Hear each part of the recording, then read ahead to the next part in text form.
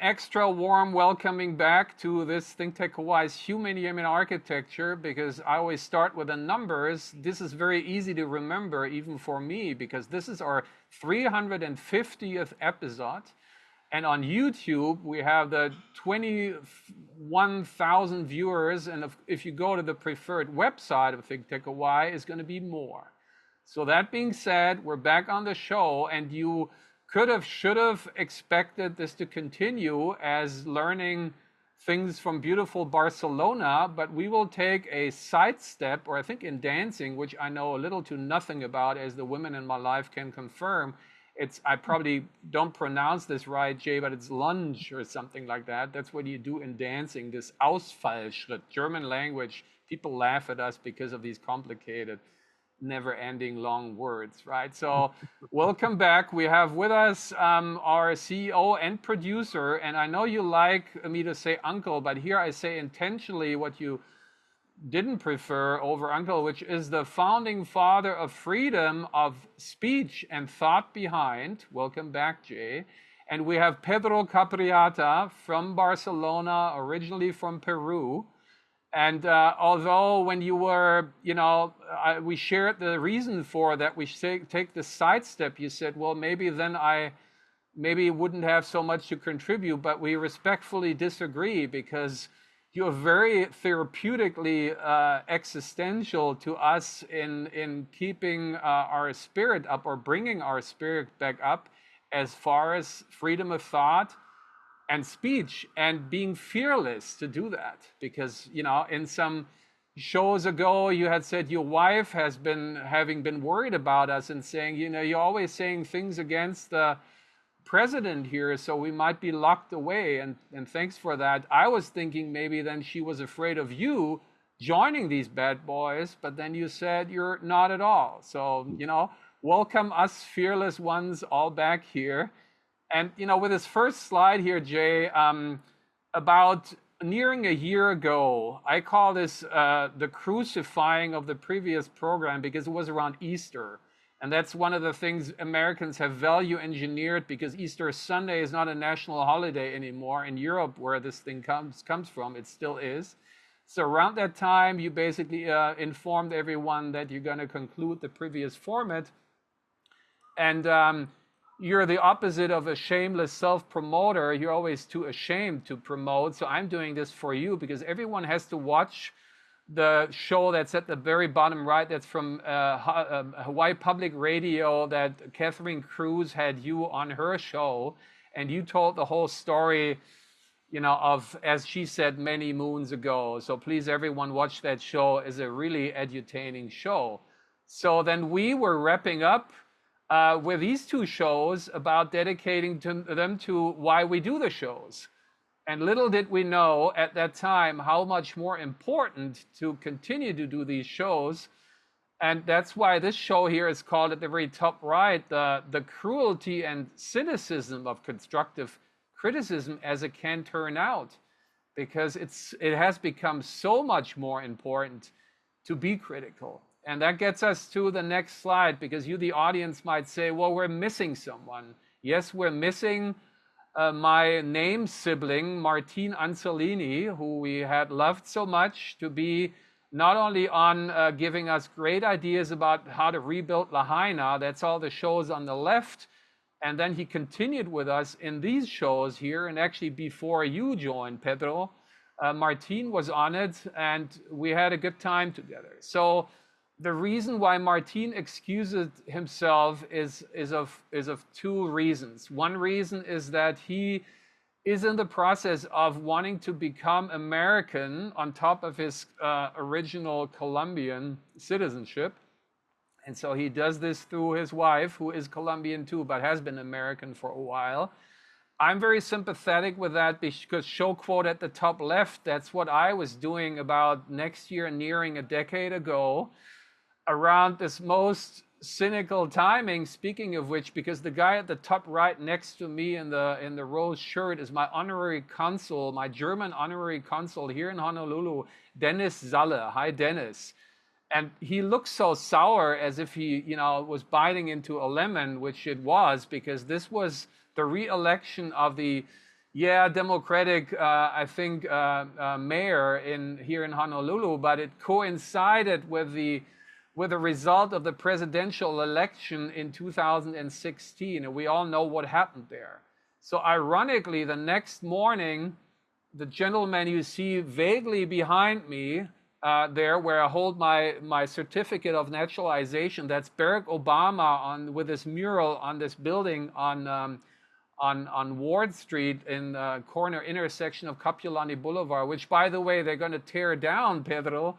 And it's not a residential building, it's a little commercial building. They want to do it, make it into housing, and they say more inclusive housing. So, okay, hopefully that's going to happen. So, Martin, I'm with you. I'm not the one to judge you. I totally feel for you and with you. Although I have to say, my reason of doing this, getting American citizenship, because my green card was expiring at the time, was majorly informed and inspired by that. I said, if this guy would be becoming American president that I was afraid of, I better want to be safe. And that was my main. So the next morning in Hawaii Theater, the first time, I was waved through by Barack Obama on a video together with a bunch of other aliens, as they legally called us at that time. So I'm totally with you, Martin, on that. But the other thing is that you now snapped a job with HCDA. And so the other reason is that you said, I might get into conflict of interest working for that and then biting the hand that feeds me. Now we want to address this. And Jay, you had the leadership of HCDA on shows. And so people can rewatch these shows. We want to encourage these former guests of yours, the leaders at HCDA, to say it should be the opposite. You should actually see the value of your new staff member and actually be proud of what he all has to say and give him the time off, this half an hour, twice a week, to basically speak about all the good things that HCDA should do. And I was probably coincidental, then going on Civil Beat and finding this news update about something, Jay, that you had been dedicating an entire show to, which is Kaka'ako Makai. And so Civil Beat was reporting. And to that regards, selfishly for us, maybe the show that we show quote up there, which is about freescaping, is the one that is the most relevant, but also the most provocative, because we were imagining alternative ways of development that we now want to, take a look at what this is about. So this is all from the Civil Beat article. At the bottom there, you can see this drawn picture of it, and you see color-coded what they're proposing. And they is OHA, the Office of Hawaiian Affairs, and the blue thing there is where they want to do a hotel. Well, go figure, never mind. I leave it with that. The green is medium density. This is what you have, Pedro, in Barcelona. This is the perimeter block, like 4 to 5 to 6 to 7 or maximum of 9 stories. And they say this is going to be market rate. Well, we're not so sure about that, because the market is out of control here, as you call it, capital concentration, Jay. So that's questionable. And then the two yellow spots are going to be 500-foot towers that are aiming for doing something for the Hawaiian people and try to be what they call affordable. So this is all going to happen. This is why it's called Makai for all the people who don't know what that is, because that street that cuts through is Alamana Boulevard. So it's everything that's on the ocean side of that boulevard is going to be, as of now, the only building on that side is the one that, if I push myself over here, which is then behind me, that's the one that the gentleman up there show quoted Peter Shi has been designing way back, and then has been very stupidly blinged and throw glass on and all that stupid stuff. And that already raises the question, which your shows were all dedicated to, and your main, paraphrasing and framing it was not, don't do that, Jay. That's what you rightly so said. Don't keep developing, at least not the conventional way in that area. And we find more proof of evidence of that because just on the other side, the to be powed, or we said pooped out, finally stopping that, is Howard Hughes. And this is what they're doing. This is their second desperate attempt, most recent attempt to do just that, affordable. The first one is behind the palm tree here, behind me now. And that provoked one of the emerging generations to actually re-strip that building naked and re-skin it with some meaningful fenestration, versus the sort of imprisoned that Howard Hughes has tried. And look at the building again that was just completed here, that we've been looking at with Thomas Auer when he was here, and he looked at it when it was still naked and said, okay, it's ready to move in. And of course not, right? Now it's all finished, it's all hermeticized, it's all mumut. The little dots in there is single AC wall units, and all that little white stuff is bling on it. That's just decor. And that's how they justify this Hawaiian name, which is about weaving. Well, this has nothing to do with any of the ancestral practices there. So that is what we know. And so we have to assume it's going to be the same. And I love this picture because this is what Civil Beat had probably another drone go up and shoot our beautiful city from that angle. And being sentimental and missing the movie shows that you did with George, Jay, this reminds me of two movies. One is Avatar, The Way of Water, from 2.5 years ago, where James Cameron depicts at the beginning that invasive colonial missionary bridgehead city. And I want to ask James Cameron, did he come through Kaka'ako Makau, and that inspired him to depict it in such a gruesome way? And the other movie is from the time when I came here some dozen years ago, and that's The Descendants by Alexander Payne, who comes from my former home away from home in Nebraska. And there's no other way you should actually do a follow-up show, and revisit that movie, because it's great when, for all the ladies in our audience, who basically doesn't love the actor that we see there, who basically plays and there's the criticism, okay, there's a haole playing in a Hawaiian, but it's that kind of DeSoto Brown Hawaiian that you wouldn't think he's Hawaiian unless you go into the ancestry, right? So there's these two scenes. The one scene to the left, I didn't quite find the original one, but when he's in the hospital and he looks out of the window and he says basically, everyone thinks of Hawaiian being paradise, and they show, from Queens Hospital, show our high-rise city from the most ugly side, and he says, we have the same issues than anywhere else. We have the same cancer, we have the same traffic, exodus, we have all the same stuff. And the other situation is when they're in the government building and have all the OHA and trusty people basically with their aloha shirts tucked in their pants in their AC buildings. And that's the other scene. So talking trustee, right, kind of Hawaiian trustee, that gets us to a good friend of ours, Jay, and you chip any time. And this is also part of the Civil Beat article we're just quoting here. This is the OHA trustees, as they say, having spent the last several weeks in debating that. And there's our dear friend Kali Akina, right, as part of them, having been reelected. So when me, the new American, was allowed to vote for the American president, I also could make my cross who should be the OHA trustee. Go figure, right? That's pretty liberal to trust the haole guy to elect Hawaiians, So that being said, we're show quoting from, this is dating back 9 years ago when Kilihi just gotten to know me and had me on his show. And he called it Hawaii as a creative problem, right? So we're saying, well, Kilihi, you know about creative problems because you're open to other people, talking about it. And then there's Kamehameha School that we were just saying, while Howard Hughes is concluding their development, now Kamehameha School starts to really kick in.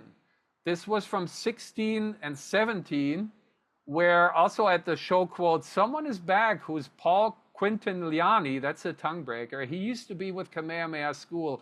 And I was at a public space, and as the Foundation for Democracy, Jay, that you started to lose your faith in, we're trying to build that big up. I went to a civil beat, a public hearing, and he was there and tried to explain and defend their first high-rises by Stanford Carr. And there were so many local Hawaiians that I was surprised they didn't throw pineapples at them. So I went to him and I said, maybe, have you ever thought about maybe looking at it a different angle, and would you be willing to work with the emerging generation? He said, Martin, you probably found the only guy within Kamehameha School that would be open to that. And he said, yes. I didn't hear from him for too long after that. When he finally said, well, here I am again, but did you read the paper? I'm leaving. I'm going to San Francisco. Then he passed me on to Bob Oda and Paul Kay, as you see them here. And that's basically the situation. And Bob Oda, I kept bugging with our first attempt to do things differently. And he was basically very patient with me until when he couldn't, hear me anymore. And he said, here comes Martin again. But I made him to listen to me one last time. And I showed him all this here, which we have been featured on many shows. And he basically then said, okay, Martin, I have to say, this might actually be the future. But the question is, to him, are we ready for the future yet? And what we have to show you in a little bit in the next following slides, after these slides, is unfortunately proving they are not ready yet. In fact, they have been continued, obviously intentionally, and decided not to be ready yet. But they know, right? And Bob always said, don't get me on TV, but sorry, Bob, I do anyways, because I know you're a good guy. You mean well. Just like, Martin's boss, you had him on the show. These are good guys. They just need to be more courageous like you guys. Yeah, I'm not afraid. That's Tim Apicella told, he had, death threats out in Waiakea where he resides, even under, the Biden presidency, and he's still speaking up and he's still alive, right? Knock on that wood, right? So this was the first attempt, and I even went to the great Alfred Yee, and I had a meeting with him before he passed away, and he said, structurally, piece of cake, but I want to talk about this because this building is alive and it lives, and it reminds me of Queen Emma Garden, which he conceived together with Yamasaki. So, and only then it could have been looking like that. This is actually the lots D, B, whatever, letter, alphabet number they basically give it.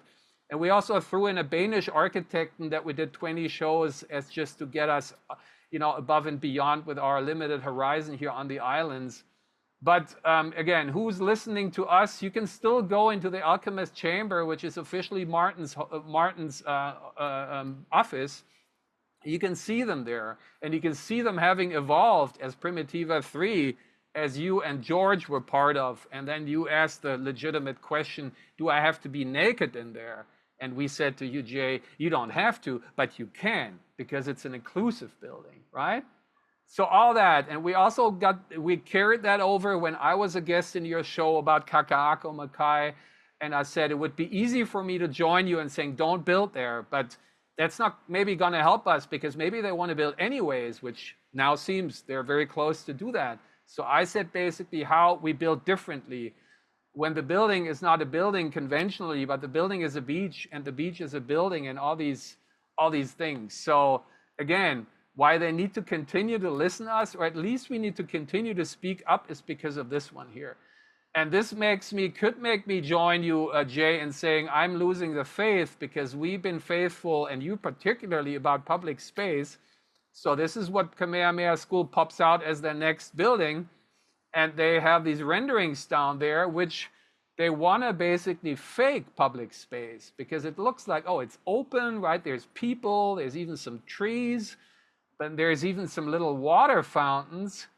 But this is, if that is enough to call it what they say here at the very bottom, the Waiakea, again, which means warrior water. Okay, a chlorine little water feature on the ground is not necessarily doing that yet, right? So this is a private space.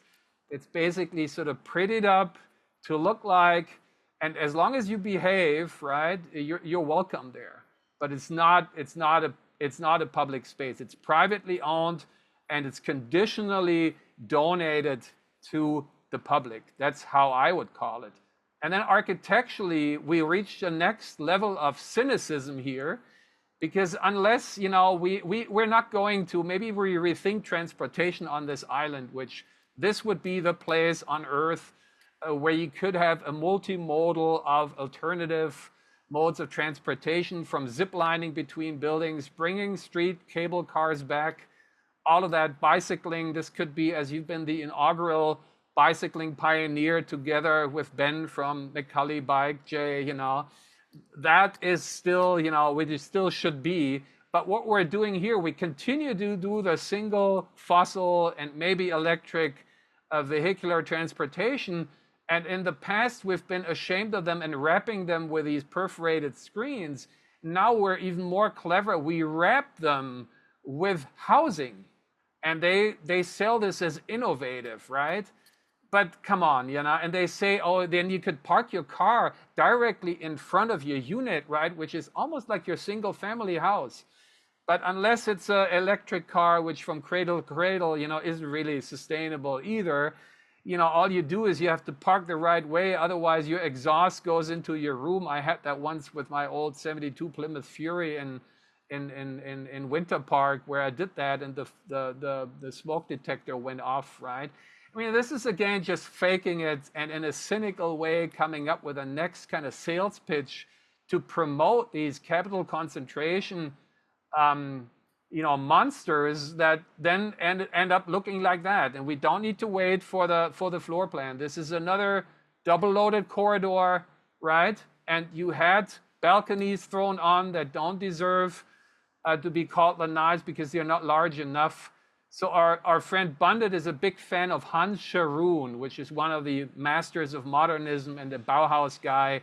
And they basically, I thought, what in the world were they thinking when they were doing the end units, giving them these more organically shaped lanais? And I thought, this is a cynical recycling of Hans Scharoun. At the very bottom, his house Schminke.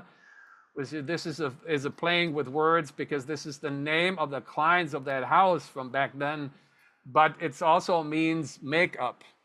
Schminke means makeup. That's the German word for makeup. So again, we're basically throwing makeup on buildings that are the same old, and just to try to pretty them up, that, you know, they get even more, you know, profit out of that. And, you know, Jay, when you came in '65, you were witnessing that view that DeSoto basically contributes to the book we're writing about Honolulu architecture. And these are still, to these days, although they are now suffocated and surrounded by capital concentration microwaves that grew around them ever since, but they are still there. So starting from this behind me here, very small, is the IBM building by Osipov. And now in the center behind me is 1315 Ala Boulevard, the other one by Yamazaki and by Alfred Yee. That building, show quoted at the top left, we did a show, is still the most bioclimatic high-rise in all of Kaka'ako. And it's there to look at, and it's there to ask people who live in it. There's actually many of the original owners that still live there without air conditioning. And then the building, the Love Building, that Jay was hitting up on Sharon back then, the Ala Moana building, and the rest is history. So it had these louvers on when you were there, and the louvers were taken off. Never mind, you can bring the louvers back. That would be what Howard Wick got so excited about. We thin film, PV coat them, and then it's going to be the most off-the-grid building, you know, on the island, and which you can't see, but I run around it every morning, which is the Lagoon Tower by Edwin Bauer.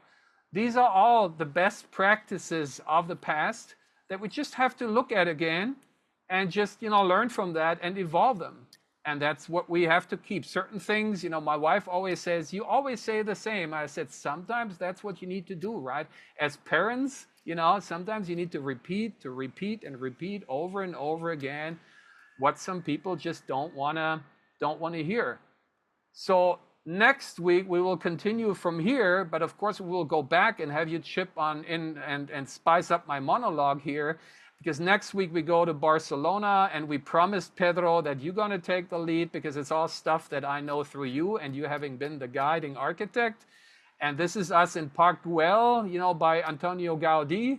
And obviously Gaudí is more known, even more known by the Sagrada Familia, his crazy church. And that's based on tensegrity. And that one is also a big inspiration and actually hope, Jay, because you've always been in my back and saying, okay, Martin, you know, even if you imagine alternative humane high rises, even if they will ever, you know, will they ever materialize or not? You question that to begin, rightly so. But what are we doing with all the, you know, continuously build bad ones? So fryscaping is the solution for that. So there's hope on that level too. And with that, I hand it over to you and let you chip in on all being said so far. And I bring you back to the slides that you want to be brought back for that. Whoever wants to start on that, gentlemen. Well, Pedro, so why don't you compare what Martin is saying about Kaka'ako with the renewal process, the development, the creative process in Barcelona? That's actually one of the things I was going to comment. Can we go back to that slide where you have the colors of the areas that they intend to renew? Yeah. Those Yeah, there it was. batches of color. This one, right? There are several things that, yeah, that one. There are several things that are really grab my attention. You know, the first one is the feeling that this okay, we're starting with something that is pretty messed up already to begin with. I mean, this is like anti-urbanism for me. I mean, if you look at the amount of surface that you have dedicated to parking space on that picture. Yeah. I don't know what something's going on. The picture keeps going on and off. No, And now it's back to I just brought back yeah. the dismal drone picture, but here's all the parking, the ground parking. This seems absolutely insane. I mean, how can you have so much urban space dedicated to parking cars? I mean, it seems it's crazy, and that's the first thing. If I was thinking in Europe, unfortunately in Peru, we still don't. We're still not in the recent trends of urban design, which have been around for in some cases like for 50 years. Um, some books by Jan Gehl, no, and you had Jane Jacobs. Well, she was Canadian, Jane Jacobs. Yeah, Um, pretty but much. all of these ideas, no, about making the city more humane. They actually use this word, no, humanizing the cities. They're completely absent in this image. So it's like everything is like disconnected.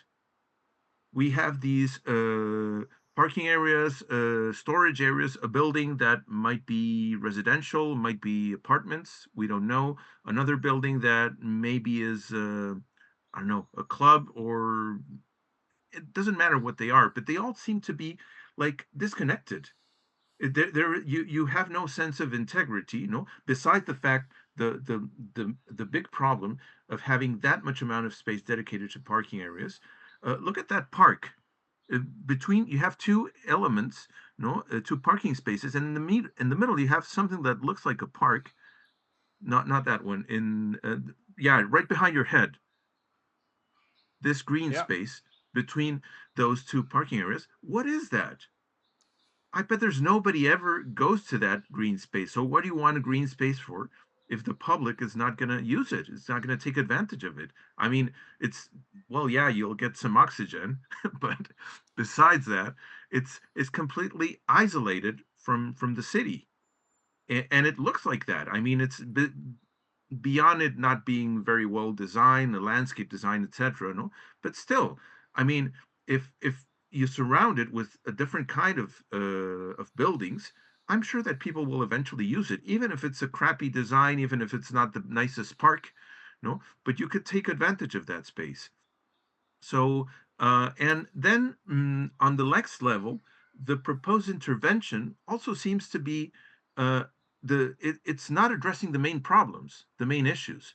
The first of all would be eliminating as much as possible of these parking spaces and replacing them either with a building for a parking building or an underground parking or I don't know what, but you just can't have like open space, infinitely open space dedicated to parking cars.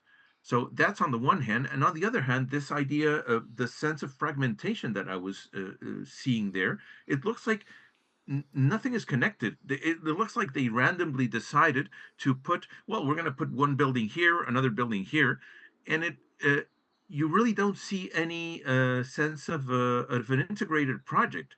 If you tell me that each of these initiatives was done by a private citizen and a different one, it seems more likely. I mean, it's like the guy, one company decided to build in the green plot, another one in the blue plot, and another one in the yellow plots, and that's the sensation. No, that's like it's there is no connection. No, and the fact that they're not intervening, the intervention on the actual public space is minimum. No, it's isolated. It's like islands.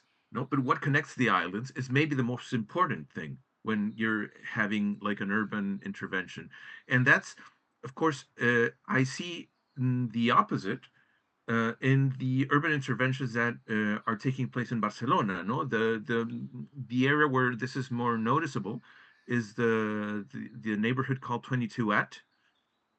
I don't know you if you visited that. I think we And did see some pictures of it. we had featured it in And the previous there's a shows, lot yes. of extra public space being added.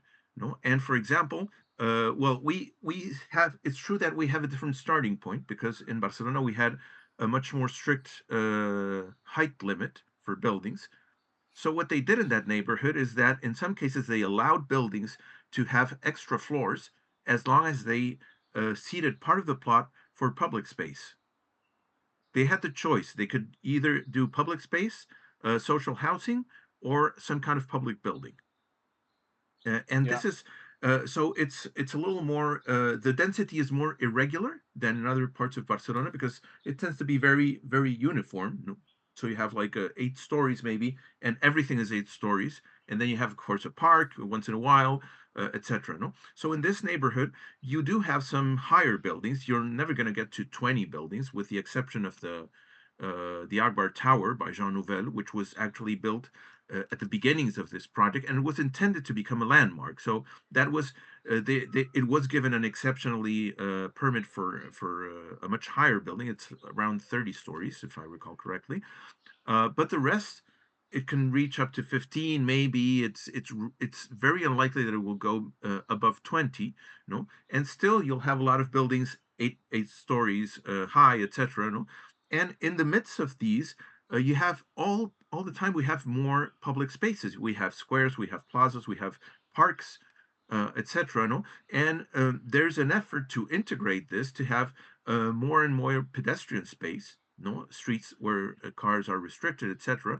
No, and I think I'm afraid to say that it seems that it doesn't matter actually what you put in those plots, as if you don't have like a view, an integral view, no, of a more complete project and a more complete intervention. And of course, the idea of a high-rise building in that particular area so close to the sea, I don't like it very much. And above all, I don't think it's necessary. I don't think it contributes too much to anything. We did have one of those here built, the The, W Hotel, which is which we have I'm not necessarily excessively covered. yeah, So no, your no, audience, you just go back to the show as we talked about. They're all there. So you just, it's great. it's a You make terrible these. project, and I bet I Yeah. mentioned back then that I wasn't that much against the idea of having a building, a high-rise building there, as much as I was against the project itself. I mean, I think it's if you're gonna do like a landmark like that, try to do something that's really worth it. No, and unfortunately, this building, in spite of it being by a famous architect who had done some very interesting things in the past, it's really not. It's like out of place. It looks like a Dubai hotel. Most interesting, its inaugural project, which you encourage us to show many shows down the road. This is the Walden project. That, yeah. So, okay, Jay, how Well, about you? Martin, thank you for raising all these issues, and thank you, Pedro. I agree with what you're talking about in terms of planning the larger area. I have followed Kaka'ako from the beginning. It was in the I guess it was in the late '60s when they finished the Alamoana, the 677 Alamoana building, the Gold Bond building, it's called. And I have followed it for Think Tech for many, many decades. And to see what has happened only tells me, and I wish there were more discussion of it, that Kaka'ako is a living, breathing tragedy. So many plans have been shelved. So many ideas have been thrown aside. Martin has his work cut out for him, but I really think, as I was saying about public spaces, it's like too late for Kaka'ako. If you build a building like OHA wants to build, what's the useful life of that building before you can knock it down? Hundreds of years. So you can't correct your mistakes. And Kaka'ako has so many mistakes. If I look at the map behind you, Martin, I see, what do we got here? We got an office building, shouldn't be there. We got car dealerships, shouldn't be there. We got the park that Pedro talked about. Nobody goes there, nobody. We got UH's Cancer Center to add to it, shouldn't be there. Shouldn't be there. And the park itself is kind of an abandonment. Nobody goes there. They had a bathroom there at the park, and apparently homeless were living in the bathroom. So what they do? Not clean up the bathroom. They demolish the bathroom. Now the bathroom is gone. HCDA has not lived up to the trust that was invested in it. This area is probably over the hill. And when I think of the early days with all the aspirational plans about how it was going to be a really fantastic neighborhood, an important neighborhood binding the city, it has not realized that at all. And we don't have time for me to give you the short strokes. If you have this subject on another show, I'm happy to give you the short strokes, building for building, failed plan for failed plan. And, the ideas, the promotions, the propaganda that went on for years, none of which has been realized. Yeah, and not to leave the audience on a depressing note here, which we never did, and we won't make an exception with this show here. I will just go back to this show where we had this discussion, Jay, and what we proposed is nothing else but a Fry Otto, and this has a connection which we will get back to, Pedro, at the end of this many shows ahead, because Fry Otto was he had students in Delft in the Netherlands, and with these students he was analyzing Gaudi's Sagrada Familia, and he built a model of the structural system that is displayed in the basement of the Sagrada Familia that everyone should go and see, and we will feature that in the show. So there is this connection to Barcelona and to Gaudi. So we just took a sketch by Fry Otto, which is a cluster of his tent-like open tensegrity structures, and said, what if you would populate that? These are not buildings.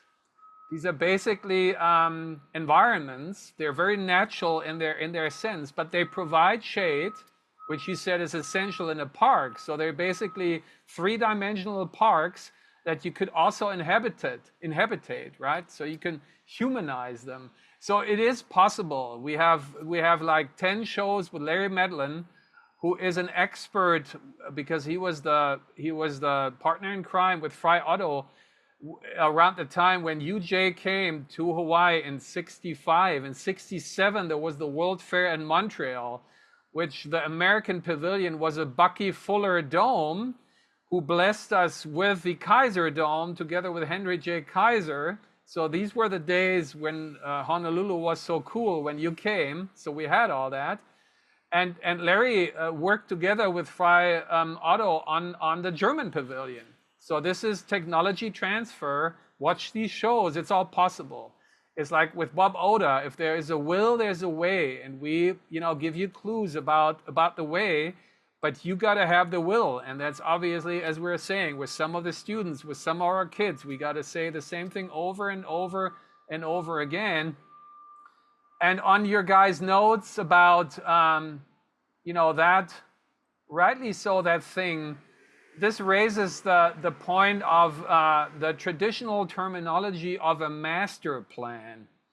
And I totally agree with you that a master plan is really a masterpiece if it works on all levels.